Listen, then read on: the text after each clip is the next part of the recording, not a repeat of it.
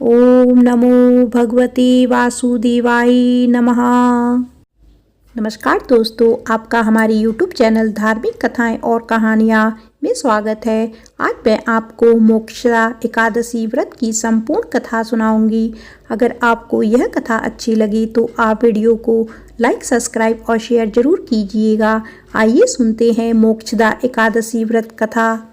धर्मराज युधिष्ठिर कहने लगे कि हे भगवान, मैंने मार्गशीर्ष कृष्ण एकादशी अर्थात उत्पन्ना एकादशी का सविस्तार वर्णन सुना। अब आप कृपया करके मुझे मार्गशीर्ष माह के शुक्ल पक्ष की एकादशी के विषय में भी बताइए। इस एकादशी का क्या नाम है तथा इसके व्रत का क्या विधान है, इसकी विधि क्या है, इसका व्रत करने से किस फल की प्राप्ति होती है, कृपया यह सब विधान पूर्वक कहिए। भगवान श्री कृष्ण बोले, मार्गशीर्ष माह के शुक्ल पक्ष में आने वाली इस एकादशी को मोक्षदा एकादशी कहा जाता है। यह व्रत मोक्ष देने वाला तथा चिंतामणि के समान सब कामनाएं पूर्ण करने वाला है। इसके आप अपने पूर्वजों के दुखों को खत्म कर सकते हैं।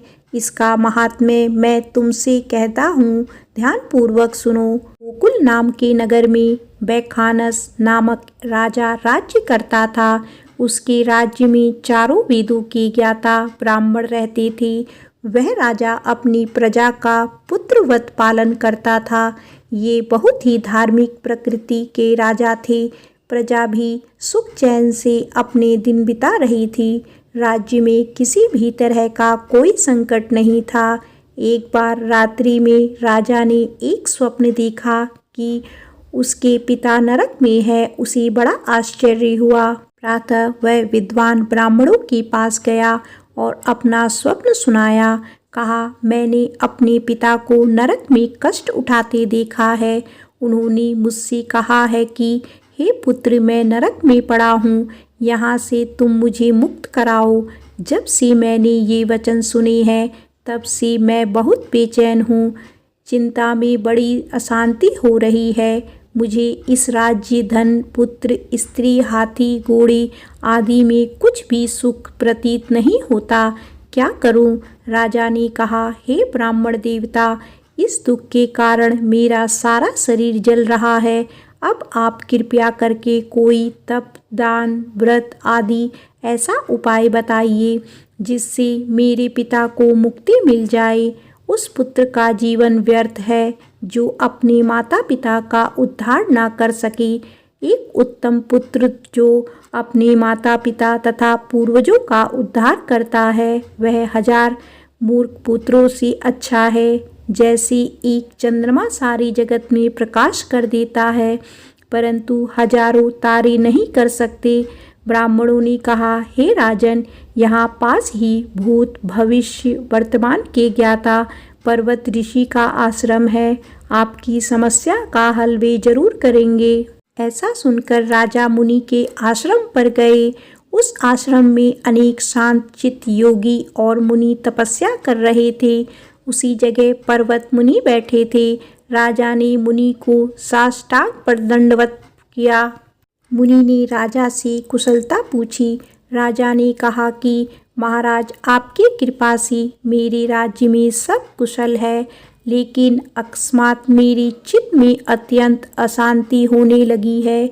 मुनि ने राजा के स्वप्न की बात सुनी तो वे भी एक बार तो अनिष्ट के डर से चिंतित हुए।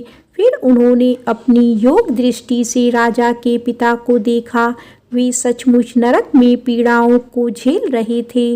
उन्हें इसका कारण भी मालूम हो गया। तब उन्होंने राजा से कहा कि हे राजन, आपके पिता को अपने पूर्व जन्म पाप कर्मों की सजा काटनी पड़ रही है। उन्होंने सौतेली स्त्री के वश में होकर दूसरी स्त्री को सम्मान नहीं दिया था।